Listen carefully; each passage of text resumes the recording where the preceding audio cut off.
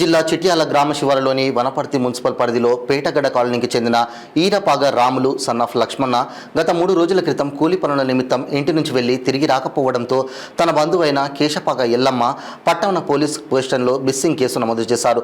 Chityal road మార్గంలో dead body ఉందని సమాచారం అందడంతో సంఘటనా స్థలానికి చేరుకున్న వనపర్తి సిఐ ఎస్ఐ సిబ్బందితో వెళ్లి పరిశీలించగా దాదాపు 39 సంవత్సరాల వయసు గల వ్యక్తి చనిపోయి ఉండడాన్ని గమనించడం జరిగిందని మిస్సింగ్ కేసు నమోదు చేసిన కేశపాగ ఎల్లమ్మ వాళ్ళకు సమాచారం ఇవ్వడంతో అతని పేరు ఈరపాగ రాములు లక్ష్మణ్ సన్నాఫ్ లక్ష్మణ్ అని గుర్తుపట్టడం జరిగిందన్నారు.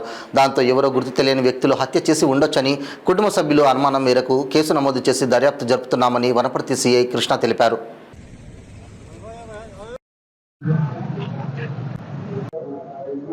ఈరోజు ఉదయము అందాద 8:30 గంటల సమయానికి చిట్యాల రోడ్ వైపు ఉన్న బీట్ రోడ్ పక్కన ఉన్న ప్లాట్లలో ఒక డెడ్ బాడీ ఉందని ఇన్ఫర్మేషన్ రాగా వనపర్తి ఎస్ఐ గారు నేను ఇమ్మీడియట్గా అక్కడ వెళ్ళి చూసాము.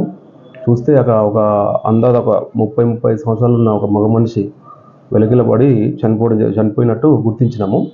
అక్కడ లోకల్ ఉన్న పబ్లిక్ అందరిని పిలిపించి వెరిఫై చేసి వాళ్ళతో చూపించగా అతను వీరపాగ రాములు సన్నాఫ్ లక్ష్మణ ఏజ్ 39 సంవత్సరాలు పేటగడ్డకు చెందిన వ్యక్తిగా వాళ్ళ కుటుంబ సభ్యుల ద్వారా తెలిసింది.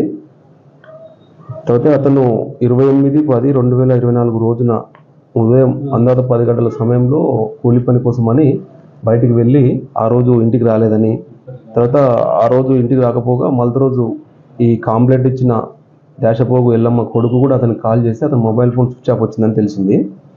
దానికి సంబంధించి ఎవరో గుర్తులేని వ్యక్తులు అతన్ని చంపి ఉండొచ్చని కేసు రిజిస్టర్ చేస్తున్నాము. వాళ్ళ అక్క ఎల్లమ్మ ద్వారా కాంప్లైంట్ తీసుకొని ఆ కేసు ఇన్వెస్టిగేషన్ చేస్తున్నాము. సీసీ కెమెరాలని వెరిఫై చేసి దానిపైన తగు చర్యలు తీసుకుంటాం.